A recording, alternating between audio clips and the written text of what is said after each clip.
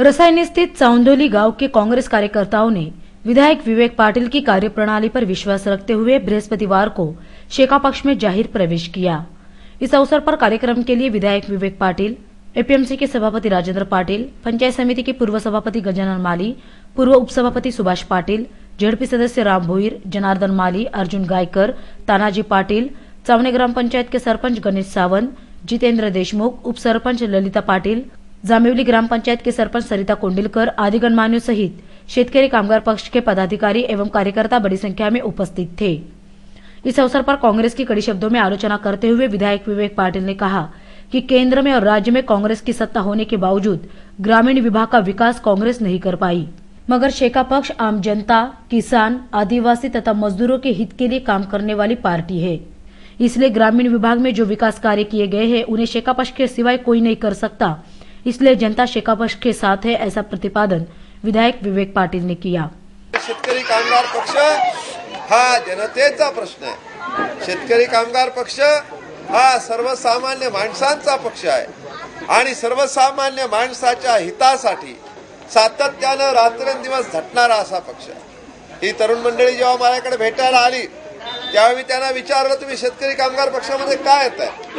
त्यांनी सांगितलं, आम्हाला एक चांगल्या प्रकारचं काम उभं करायचं, या विभागातल्या बाकीच्या तरुणांना आम्हाला न्याय मिळवून द्यायचा, या विभागाच्या सर्वांगीण विकासासाठी काहीतरी आम्हाला काम करायचं आहे आणि या सर्वांगीण विकासाचं जर काम करायचं असेल तर शेतकरी कामगार पक्षाशिवाय पर्याय नाही, असं या तरुण मंडळी। मला माहित नाही का असं मध्ये काय भाषणं केली ती आता तुम्ही सांगताय, तर त्यांना माझा जाहीर सवाल आहे का तुम्ही ज्या रस्त्याने कासम मध्ये गेलेत तो रस्ता शेतकरी कामगार पक्षाचा, तुम्ही ज्या गावात कॉन्क्रीट रस्त्यावर बसलेत